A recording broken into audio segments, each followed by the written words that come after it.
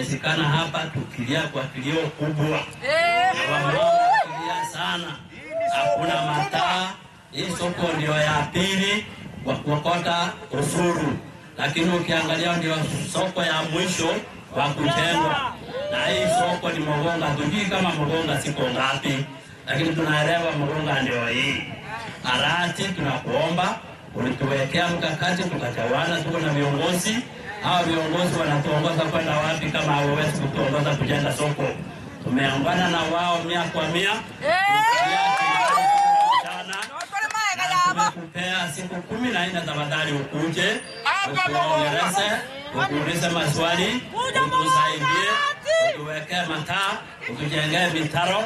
Na sisi tukae kama wananchi wengine na ushuru wetu tuone mahali inaelekea na pile inatusaidia. Wale watu wa ushuru tafadhali musikanyage Mugonga tafadhali.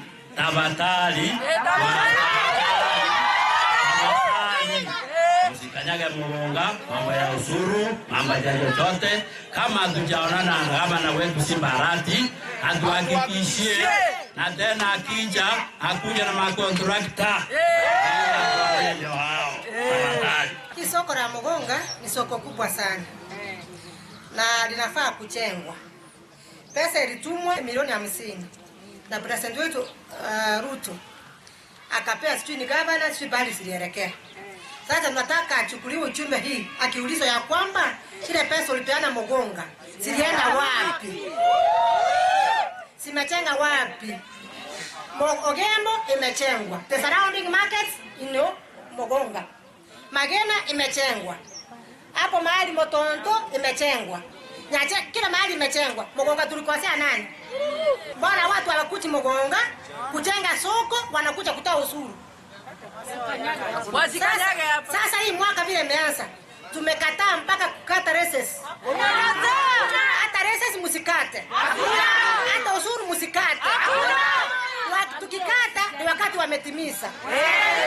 Hatuna street rights. Watu wanakuja wanajificha kwa ile sunte, wanaanza kupiga watu. Na sisi ni binadamu tunahitaji ulinzi. Kama anataka amani na Mugonga market, akuje mpaka Mugonga, atuelezee shida, atuelezee pesa kama alinyang'anywa baada ya kupewa. Kama alinyang'anywa baada ya kupewa, tuende kwa Ruto. Tuende kwa Ruto na miguu mpaka huko. Na kama tungechua hata tungeenda Kisii jana.